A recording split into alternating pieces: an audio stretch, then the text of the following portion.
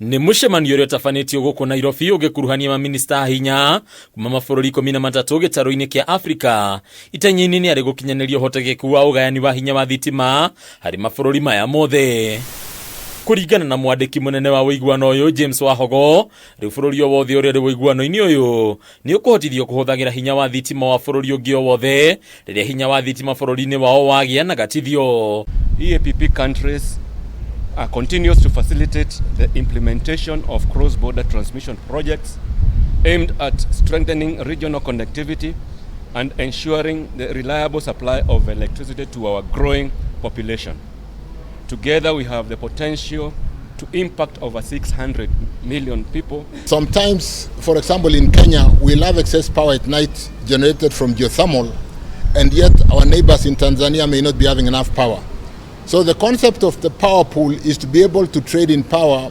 Where there is excess power, we push it to markets.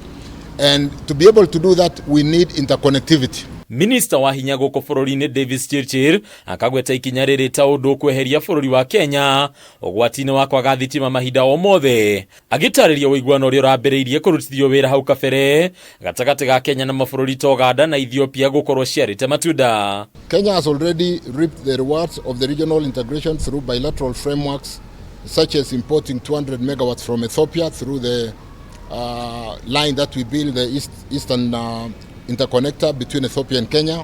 We are very advanced on the interconnector between Kenya and Tanzania. I think in the coming weeks we should be commissioning that interconnector.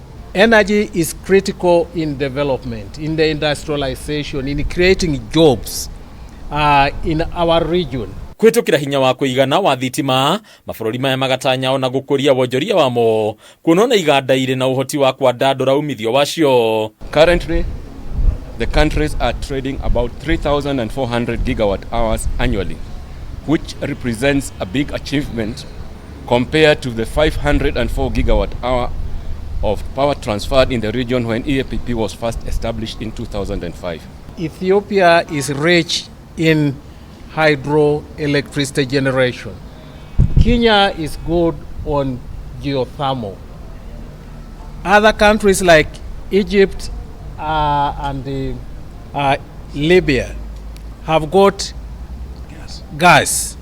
Tanzania has got gas. Mabũrũri marĩa marĩ WIGUANO-inĩ ũyũ nĩ Kenya, Uganda, Tanzania, Burundi, Egypt, Libya, Malawi, Sudan na Sudan ya mũhuro, ũndũ ũmwe na Somalia, Djibouti, DRC na bũrũri wa Rwanda.